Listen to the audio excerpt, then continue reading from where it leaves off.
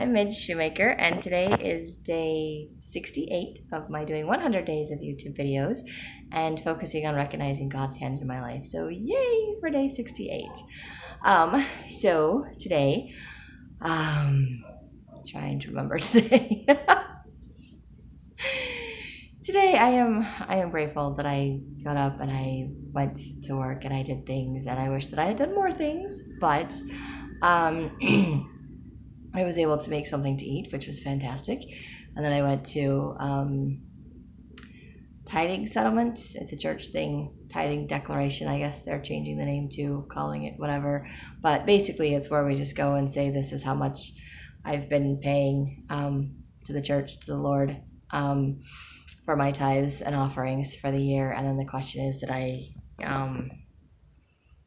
pay a full tithing? Did I, pay what I'm supposed to pay? And of course I did. I always do. But what I'm really grateful for is when I visited with a couple of things actually, but one of them was when I visited with the bishop and he was talking to me about things, and he told me that I am super consistent. And he's like, when I think of you, I think of being consistent, and I'm like, and dependable, and I can count on you, and like, you're always going to be there. And I'm like, but I'm not. And my brain is like, I'm like, thank you. And I thanked him so much for the compliment. And I am grateful that he thinks of me as being consistent, because I look at myself and my struggles with doing these videos and my struggles with consistently journaling and reading my scriptures and meditationals and all the things that I struggle, that I want to do, that I know help me to deal with my emotions and all those other things. And then I'm just like, I can't do this. And then here's my bishop and he's like, oh, but you do an amazing job of all these things. And I was like, really? Are you sure? Because I'm not really sure that I'm doing all of that. So I just thought that, excuse me, I just thought that was really interesting. And I was just really grateful for my bishop and for him pointing that out to me. Sorry, I'm playing with my camera because I didn't like being all close up in my face. Can't get it to sit where I want it to. Anyway, I know that's me and my random distractions. Squirrel. Anyway, I was really super grateful for that. And then of course the bishop asked me when the last time was that I had a priesthood blessing. And of course I was like, I don't know, I think it was like a month ago. And I didn't tell him I got it because I was sick, and I didn't tell him that I'm still don't feel good. But like, there you go. And he was like, oh, well, I guess it's time for another one. So he just pulled out a chair and said, I'm going to give you a priesthood blessing. And I was like, wow, that's really amazing.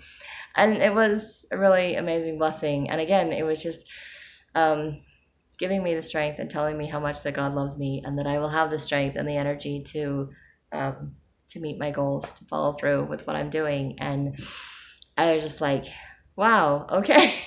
I'm like, okay, I'm going to trust that this is true. And so I was just really grateful for the confidence boost that I got from going there, and for the priesthood blessing, and the sense of encouragement that my bishop and others see me as being consistent and being there and being this amazing person. And I was like, maybe there's a part of me that is, and that's the person that I want to be. So maybe I just need to start letting myself be that person, or accepting that maybe I am that to other people.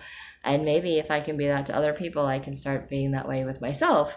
So just something to look at, because if I can be that consistent for everyone else, then maybe I can start being consistent with myself.